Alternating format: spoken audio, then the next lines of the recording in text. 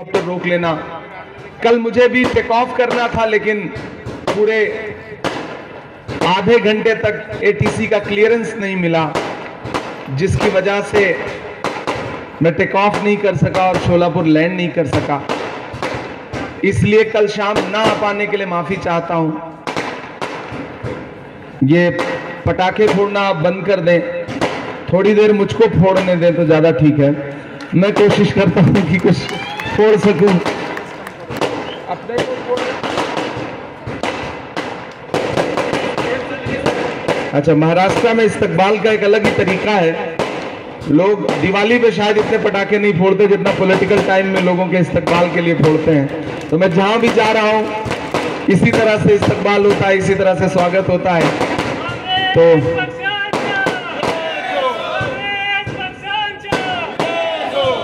अब बंद कर दीजिए अगर हो चुका हो तो। बहुत शुक्रिया दोस्तों। अभी आंखों की शम्में जल रही हैं, प्यार जिंदा है। अभी आंखों की शम्में जल रही हैं, प्यार जिंदा है। अभी मायूस मत होना, अभी बीमार जिंदा है। हजारों जख्म खाकर भी मैं जालिम के मुकाबिल हूं। खुदा का शुक्र है अब तक दिले खुददार जिंदा है। कल शाम मुझे आना था लेकिन आ नहीं सका। मुझे आज दिन में 5-6 सभाएं लगी हुई थी, तो किसी साथी ने कहा कि अब शोलापुर नहीं चल पा रहे हैं तो मत चलिए, बाकी सभाएं कर लीजिए। प्रणीति जी को मैंने फोन किया, प्रणीति जी ने कहा कि आपने तो शोलापुर से वादा किया था, आप वादा तोड़ देंगे। तो मैंने कहा नहीं, अब चाहे मुझे किसी भी हालत में पहुंचना पड़े मैं शोलापुर जरूर पहुंचूंगा। हम नांदेड़ में लैंड किया और फिर नांदेड़ से 250 किलोमीटर बाई रोड चल करके रात के 1:30 बजे हम आपके शहर में पहुंचे। हम ये संदेशा देने के लिए उन लोगों को पहुंचे कि जिन्हें ये लगता है कि उनकी ताकत से, उनके पैसे से, उनके झूठ से सारी चीजें मैनेज हो सकती हैं। हम उन्हें बता देना चाहते हैं कि मोहब्बत को नफरत कभी भी मैनेज नहीं कर सकती। आप कितना भी झूठ फैलाने की कोशिश करें, आप कितना भी कोशिश करें, लेकिन महाराष्ट्र में शोलापुर में प्रणीति शिंदे जी, सुशील कुमार शिंदे जी की लगाई हुई पौध की जड़ें इतनी गहरी हैं कि उसको इतनी आसानी से पामाल नहीं किया जा सकता। शोलापुर वालों, ये चुनाव बहुत जरूरी चुनाव है। यहां जहां जहां तक मेरी आवाजें जा रही हैं, मेरी आंखों के सामने मेरी माएं बहनें बैठी हैं, बुजुर्ग बैठे हैं, नौजवान साथी बैठे हैं, मेरे अपने समाज के लोग बैठे हैं, और जिन जिन घरों तक मेरी आवाजें जा रही हैं, ये बादशाह पेट है ना इस इलाके का नाम, बादशाह पेट में खड़ा हूं। मुझे पता है ये वो जगह है जहां से उठी हुई आवाज पूरे शोलापुर की दशा और दिशा तय करती है, मिजाज बनाती है। मैं इस जगह खड़ा होकर के आपसे अगले 10 मिनट थोड़ी सी गुफ्तगू करना चाहता हूं। शोलापुर वालों, अगर आपको यह लगता है कि यह इलेक्शन सिर्फ एक आमदार चुनने का इलेक्शन है तो आप बहुत छोटा सोच रहे हैं, बहुत छोटा सोच रहे हैं। यह इलेक्शन एक आमदार चुनने से बड़ा इलेक्शन है। इस इलेक्शन का मतलब है महाराष्ट्र में जो नफरत की एक सरकार चल रही है महायुति की, उस सरकार को उखाड़ फेंकने के लिए इलेक्शन हो रहा है। इसका मकसद बहुत बड़ा है। आप भूल गए क्या भाजपा के नारे 2024 के इलेक्शन में कि हमें बहुमत दो, हम संविधान बदल देंगे। चाहे वो अनंत हेगड़े हो, चाहे वो अरुण गोविल हो, चाहे लल्लू सिंह हो भाजपा के, उनका सिर्फ एक नारा था कि हमें बहुमत दो, हम संविधान बदलेंगे। लेकिन वो तो भला हो भारत की जनता का, भला हो शोलापुर की आवाम का कि आपने 400 पार का नारा लगाने वालों को ला करके 240 पे ऐसा पटका कि अकेले अपने पैरों पर खड़े नहीं हो पाए, बल्कि उनको 2 बैसाखियां उधार लेनी पड़ी, एक बिहार से, एक आंध्र प्रदेश से, एक नीतीश बाबू, एक चंद्र बाबू। अब ये जो 2 बैसाखियां हैं ना, इसमें जो बिहार वाली बैसाखी है चंद्र बाबू के बजाय नीतीश बाबू वाली, उनको तो नींद में भी चलने की बीमारी है। आने वाले इस महाराष्ट्र के इलेक्शन में अगर कुछ बदलाव हो गया तो क्या पता नीतीश बाबू कब जो है वो दूसरी राह पकड़ ले, और एक भी बैसाखी छिटकी तो दिल्ली वाली सरकार की सांस अटकी। एक बैसाखी हटी कि दिल्ली की सरकार ऐसे धड़ाम से गिरेगी। ऐसे में महाराष्ट्र का इलेक्शन बहुत जरूरी इसलिए है। भाजपा ने, महायुति ने पूरी ताकत झोंक दी है, पैसा झोंक दिया है, सिस्टम झोंक दिया है। क्यों? क्योंकि उनको पता है कि महाराष्ट्र की सरकार बदलते ही दिल्ली में बदलाव की आहट शुरू हो जाएगी। 2025 में बिहार में इलेक्शन है और नीतीश बाबू को भी बैसाखियों की जरूरत है। इसलिए अगर महाराष्ट्र का रिजल्ट महाविकास आघाड़ी के पक्ष में आता है, यहां महाविकास आघाड़ी की सरकार बनती है, तो फिर दिल्ली की सरकार की उम्र लंबी नहीं रह जाएगी। इसलिए मैं लोगों को समझाते हुए कहना चाहता हूं कि किसी के झांसे में मत आइए, धोखे में मत आइए। यहां लड़ाई सीधे भाजपा और कांग्रेस के बीच में है। अगर बीच में आप वोट तकसीम करते हैं, वोट कहीं और जाकर के देते हैं, तो उसका फायदा सीधे सीधे भाजपा को होगा, सीधे सीधे। और भाजपा यही चाहती है। भाजपा इसीलिए जब अकेले डायरेक्ट लड़ाई में नहीं जीत पाती तो अपने दोस्तों की मदद लेती है। मैं आपसे गुजारिश कर रहा हूं साथियों कि इस इलेक्शन में आपको यह देखना है, यह सोचना है कि आप सरकार का हिस्सा कैसे बन सकें। चेतन आपके अपने बीच के हैं, आपके लिए काम करने वाले, आपने इनको पिछले 2 दशक से, 3 दशक से, 20 साल से, 25 साल से देखा है। कॉरपोरेशन में रहते हुए, संगठन में रहते हुए इन्होंने आपके लिए काम किया है। मुझे यहां से बहुत सारे लोगों के फोन आए और उन्होंने कहा, इमरान साहब, अकलियतों को नुमाइंदगी नहीं दी गई है, आप वहां चुनाव प्रचार करने आ रहे हैं। प्रणीति जी, मैं आपको ये बात बता रहा हूं। बोले अकलियतों को नुमाइंदगी नहीं दी गई। मैंने कहा, मेरा नाम इमरान प्रतापगढ़ी है, मैं महाराष्ट्र से राज्यसभा का खासदार हूं, मैं भी तो मुसलमान हूं, मैं भी तो आपका ही नुमाइंदा हूं। मेरे जैसे इंसान को, आपके लिए लड़ने वाले इंसान को, आपके लिए बोलने वाले इंसान को राहुल गांधी जी ने एक दिन हाथ पकड़ करके कहा कि इमरान, आप देश की पार्लियामेंट में जाइए, आपकी आवाज को मजबूती की जरूरत है और अपने लोगों के लिए लड़िए, आवाज उठाइए। और आज इसलिए मैं शोलापुर और आया हूं साथियों, मैं प्रणीति ताई का शुक्रिया अदा करने आया हूं कि जब कांग्रेस पार्टी ने मुझे राज्यसभा का टिकट दिया, और शोलापुर वालों, आपको पता है किसका टिकट काट के दिया, किसको दूसरी जगह भेज के टिकट दिया? पी चिदंबरम साहब जैसे बहुत बड़े नेता यहां से राज्यसभा के मेंबर हुआ करते थे, उनको तमिलनाडु भेजा और इमरान प्रतापगढ़ी को महाराष्ट्र से राज्यसभा का टिकट दिया। यह भी तो नुमाइंदगी ही है ना। और मैं प्रणीति ताई का शुक्रिया इस बात के लिए अदा करता हूं साथियों कि जब मैं महाराष्ट्र से राज्यसभा का चुनाव लड़ने के लिए आया तो मैं तो सियासत की दुनिया का आदमी नहीं था, मैं तो शायर हूं। और जब मैं यहां आया तो राज्यसभा का चुनाव हो रहा था। जिस समय राज्यसभा के चुनाव में ये आपके लिए कयादत का नारा लगाने वाले लोग अपना 2 वोट करोड़ों में बेच रहे थे, उस समय प्रणीति ताई ने मेरे साथ खड़े होकर कहा कि इमरान, मैं तुम्हारे साथ खड़ी हूं, तुम चुनाव लड़ो, तुम राज्यसभा के मेंबर, आप पार्लियामेंट बन करके जाओगे, बुनियाद में प्रणीति ताई का 1 वोट रहेगा। आज अगर मैं देश की राज्यसभा में हूं तो उस बुनियाद में प्रणीति ताई का वोट भी है, इनका सपोर्ट भी है, इनकी ताकत भी है। मैं शुक्रिया अदा करता हूं प्रणीति ताई का। और ये जो बड़ी बड़ी कयादत की बातें करने वाले लोग हैं, ये बताया, पहले ही ट्वीट कर दिया कि इमरान प्रतापगढ़ी को मेरा वोट मिलेगा। खेल कैसे खेलते हैं, झूठ का खेल कैसे खेलते हैं, जानते हैं? वोट दिया किसी और को, पैसे लिए किसी और से, नाम बताया कि हम वोट इमरान प्रतापगढ़ी को देंगे। मैं यहां चैलेंज करके यह बात कह रहा हूं कि आए मुझसे डिबेट कर ले। कांग्रेस पार्टी के 44 एमएलए थे, 44 एमएलए, मुझे 44 एमएलए मिले। तो वो जो 2 वोट आप इमरान प्रतापगढ़ी को देने जा रहे थे, वो किसको दिया है, ये सोलापुर की आवाम को बताइए। ये झूठ बोलना बंद करिए, ये झूठा नैरेटिव बंद करिए। सरे मिंबर वो ख्वाबों के महल तामीर करते हैं, इलाजे गम नहीं करते, फकत तकरीर करते हैं। सोलापुर वालों, ये सरकार बनाने का वक्त है, सरकार बनाने में अपनी भागीदारी जताइए। 1 आमदार 2 आमदार अगर सरकार ना होना तो वो डेवलपमेंट का कोई काम नहीं कर सकता, नहीं कर पाते हैं लोग। मैं पूरी जिम्मेदारी से ये बात कह रहा हूं। ऐसे में आप चेतन भाई को जिताइए। चेतन भाई आपके आमदार बन के अपनी सरकार से लड़ेंगे असेंबली में। प्रणीति ताई को आपने खासदार बना करके दिल्ली में भेज दिया है लोकसभा में, ये वहां खड़ी होकर के आपके मुद्दों पर लड़ेंगी।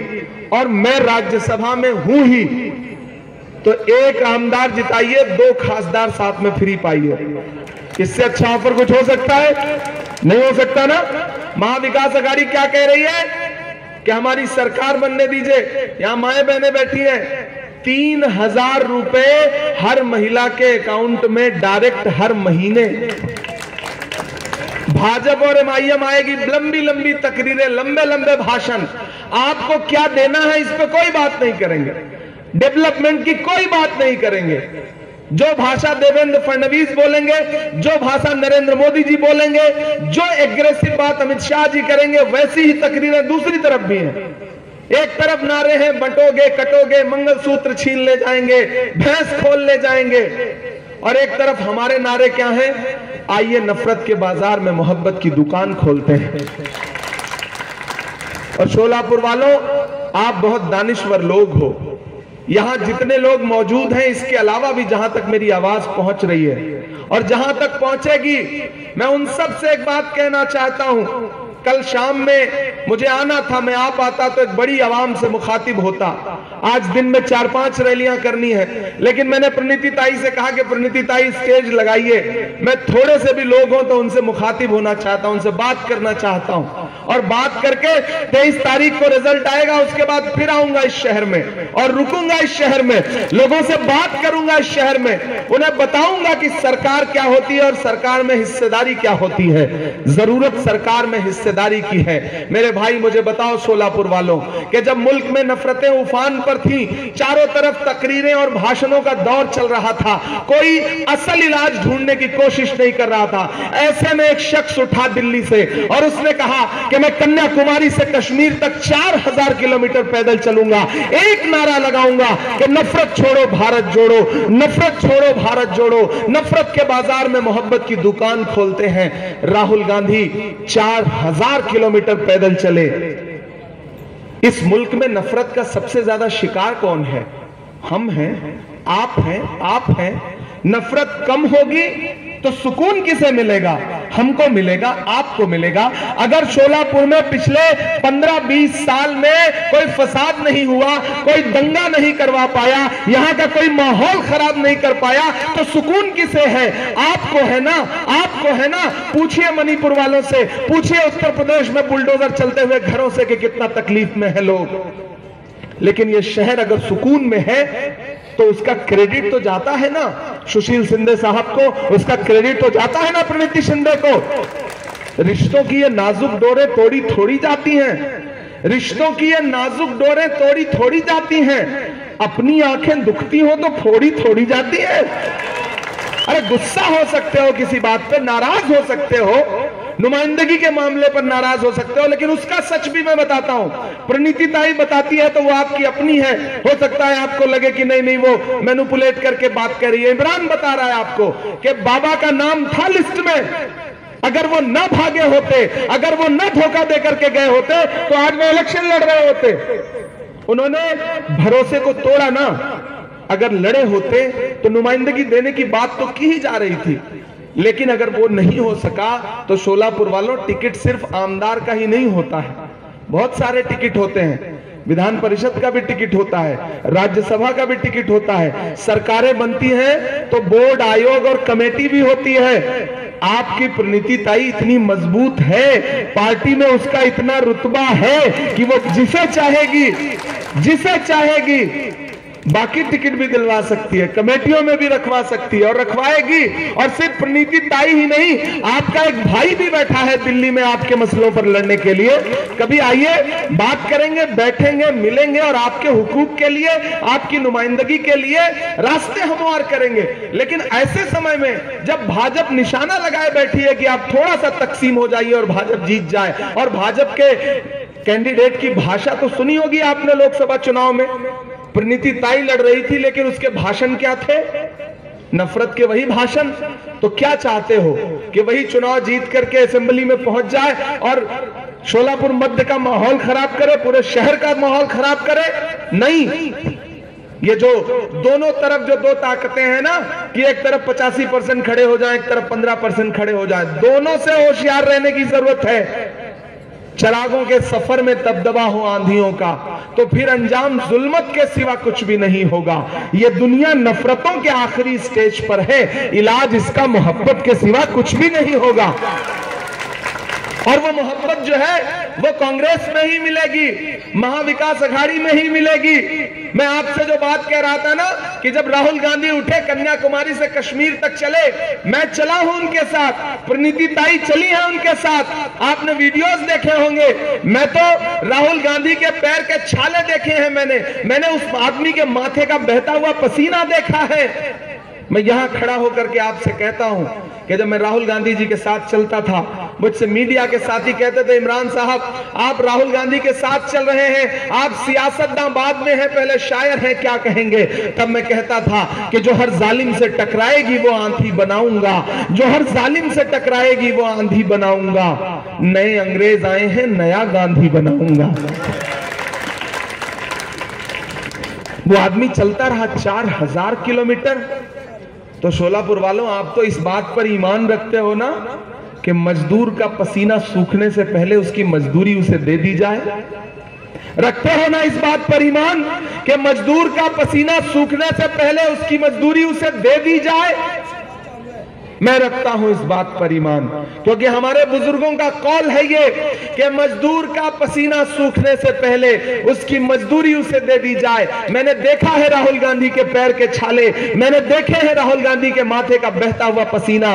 न वो पसीना अभी तक सूखा है, न वो पैर के छाले अभी तक सूखे हैं। मैं सोलापुर में आपसे राहुल गांधी की वही मजदूरी मांगने के लिए आया हूं। वो मजदूरी है, राहुल गांधी ने चेतन को आपके बीच में अपना नुमाइंदा बना करके भेजा है। चेतन को जिता करके असेंबली पहुंचा दीजिए, क्योंकि पूरे महाराष्ट्र की नजरें आपके ऊपर हैं कि आप किधर जाके खड़े होते हैं, मोहब्बत के साथ खड़े होते हैं या झूठे भाषणों के साथ खड़े होते हैं। पूरे महाराष्ट्र की नजरें हैं आपके ऊपर। साथियों, मैं बहुत लंबी तकरीर नहीं करूंगा, मुझे जाना है, 4-5 और सभाएं हैं, किसी तरह हर सभा में मुझे पहुंचना है।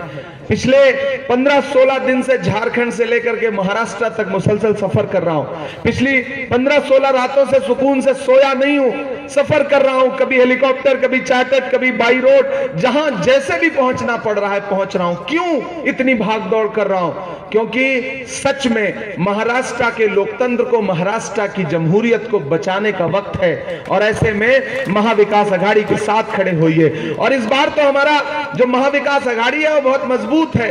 हाथ का पंजा है, हाथ के पंजे में मशाल है। मशाल तो इंकलाब का पता देता है ना, क्रांति का प्रतीक है ना। तो हाथ का पंजा है, हाथ के पंजे में मशाल है, लेकर के आगे बढ़िए। 20 तारीख को अपने घरों से बाहर निकलिए, अपना एक एक वोट चेतन को दे करके आइए। हाथ के पंजे के सामने वाला बटन दबा करके आपका दिया गया वोट सिर्फ चेतन को नहीं मिलेगा, मोहब्बत के उस मसीहा को मिलेगा जिसका नाम राहुल गांधी है। आपका दिया गया एक एक वोट सिर्फ चेतन को नहीं मिलेगा, मल्लिकार्जुन खड़गे जी को मिलेगा। आपका दिया गया एक एक वोट सिर्फ चेतन को नहीं मिलेगा, सुशील कुमार शिंदे साहब को मिलेगा। आपका दिया गया एक एक वोट सिर्फ चेतन को नहीं मिलेगा, उद्धव ठाकरे साहब को मिलेगा। आपका दिया गया एक एक वोट शरद पवार साहब को मिलेगा। आपका दिया गया एक एक वोट प्रणीति शिंदे पर एहसान होगा, और आपका दिया गया एक एक वोट आपके इस बेटे, आपके इस भाई इमरान प्रतापगढ़ी पर आपका एहसान होगा, जिसे मैं इंशाअल्लाह पूरी जिंदगी चुकाने की कोशिश करूंगा। मैं वादा करता हूं आपसे कि शोलापुर के डेवलपमेंट के लिए जब भी इनकी निधि कम पड़ने लगेगी ना, तो मैं प्रणीति ताई का भी हाथ पकड़ के कहूंगा कि ताई, सोलापुर मध्य के लिए आपको तो 5-6 असेंबलीज ने मिलकर खासदार बनाया है, मुझे पूरे सूबे ने मिलकर बनाया है। मैं पूरे सूबे का खासदार हूं, प्रणीति जी आपकी खासदार है, ये आपके आमदार बनेंगे। तो डेवलपमेंट के जो काम है उसके लिए जब इनकी निधि कम पड़ेगी, तो मैं प्रणीति ताई से भी कहूंगा कि आप भी अपना एक ब्लैंक लेटर पैड इनको दीजिए, और मैं भी अपना एक ब्लैंक लेटर पैड निधि का इनको दूंगा कि सोलापुर मध्य के लिए जो भी डेवलपमेंट का काम है, तालीम के लिए, यहाँ के इदारों के लिए, यहाँ सड़कों के लिए, पानी के लिए, बिजली के लिए, जहां भी हमारी निधि की जरूरत पड़ेगी, हम चेतन के साथ खड़े मिलेंगे। दाईं तरफ ताई खड़ी मिलेगी, बाईं तरफ ये भाई खड़ा मिलेगा। तो एक से तो 3 भले होते हैं ना। हम तीनों मिलकर के सोलापुर मध्य के लिए, यहाँ के विकास के लिए काम करेंगे, ये हम आपको भरोसा दिलाते हैं। फिर आखिर में बस एक बात कह रहा हूं साथियों, लड़ाई बहुत बड़ी है। लड़ाई सिर्फ आमदार चुनने भर की नहीं है, और एक बात सुनो सोलापुर वालों, सियासत सिर्फ जज्बात का नाम नहीं है, सिर्फ नारे लगाने का नाम नहीं है। सियासत बहुत समझदारी से, बहुत होशियारी से, दिल के साथ साथ दिमाग का इस्तेमाल करके किया जाने वाला अमल है और आने वाली नस्लों के मुस्तकबिल के लिए किया जाने वाला अमल है। महाराष्ट्र से महायुति की महाभ्रष्ट सरकार को भगाइए, महाविकास अघाड़ी की सरकार बनाइए। चेतन भाई आप इधर आइए।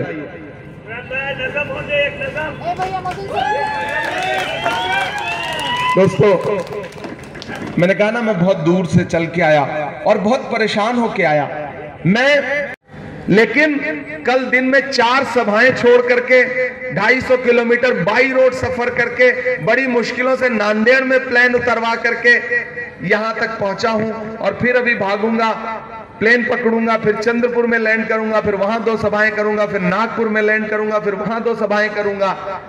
तो आप समझ सकते हैं कि पूरा महाराष्ट्र एक तरफ, लेकिन चेतन भाई और प्रणीति जी का आमंत्रण एक तरफ। तो अगर मैं हाजिर हुआ हूं तो मेरे आने की लाज रखिएगा। अभी तक आपने जो भी सोच रखा था, आपने जो भी फैसले कर रखे थे, और यहां के जिम्मेदार साथियों से भी मैं एक वादा करता हूं, जो भी साथी यहां बैठे हैं, मंच पर भी बैठे हैं और शहर के बाकी भी जो जिम्मेदार हैं, कहीं कोई मनमुटाव, कहीं कोई नाराजगी है तो उसे एक किनारे रखिए। जब लड़ाई बड़ी होती है तो छोटी छोटी चीजें नजरअंदाज करनी पड़ती हैं। लड़ाई बहुत बड़ी है। दिल्ली में बैठी हुई हुकूमत के मंसूबे कितने खतरनाक हैं आप सोच भी नहीं सकते। हम लोग सरकार के साथ पार्लियामेंट में बैठते हैं, प्रणीति ताई बैठती है, हम जानते हैं कि उनके मंसूबे कितने खराब हैं। औकाफ की जमीनें हो या आपके खिलाफ मंसूबे हो, सब बहुत खतरनाक हैं। वो एक आमदार या एक खासदार से नहीं रुक जाएगा, उसके लिए तो मेजॉरिटी चाहिए होती है। हुकूमत मेजॉरिटी से बनती है, हमें सबका साथ लेकर के चलना पड़ेगा। और यह भी जान लेना कि किसी एक समाज के वोट से न कोई आमदार बन सकता है, न खासदार बन सकता है। यह कड़वी बात है लेकिन सच्ची बात है। इसलिए दिमाग का इस्तेमाल करिए। किसी भी एक समाज के वोट से ना आमदार बन सकता है, ना खासदार बन सकता है। सभी समाजों का वोट चाहिए। सभी समाजों का वोट तो चेतन भाई के साथ है। मैंने पिछले 2-3 दिन में जब मुझे यहां आना था तो मैंने शहर के सैकड़ों लोगों से बात की और सबका यही कहना था कि ठीक है, नौजवान बच्चे, जज्बाती बच्चे, उसमें से तो आधे ऐसे हैं जिनकी अभी वोटर आईडी नहीं बनी है, लेकिन वो नारे लगा रहे हैं। लेकिन सारे समाजों का वोट जो है वो चेतन भाई के साथ है, प्रणीति ताई के साथ है। इसलिए साथियों, मैं आपसे गुजारिश करूंगा कि 20 तारीख को घरों से बाहर निकलिए, ये सोच के जाइए कि सरकार बनाने जा रहे हैं। ये सोचिए ही मत कि सिर्फ आमदार बनाने जा रहे हैं। आप 20 तारीख को सिर्फ आमदार नहीं बनाएंगे, महाराष्ट्र में महाविकास अघाड़ी की सरकार बनाएंगे। ये फैसला करके घर से निकलिए। आपका मकसद बड़ा है, आपकी लड़ाई बड़ी है, आपकी सोच बड़ी है, आपकी मंजिल बड़ी है।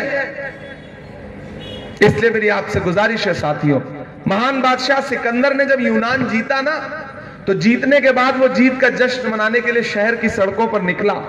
तो उसने देखा कि पूरा शहर तो जश्न मना रहा है, लेकिन एक फकीर आदमी सड़क के किनारे सो रहा है। सिकंदर को गुस्सा आया। सिकंदर अपने घोड़े से उतरा और उस सोते हुए फकीर के पास गया और गुस्से में उसे जोर की एक लात मारी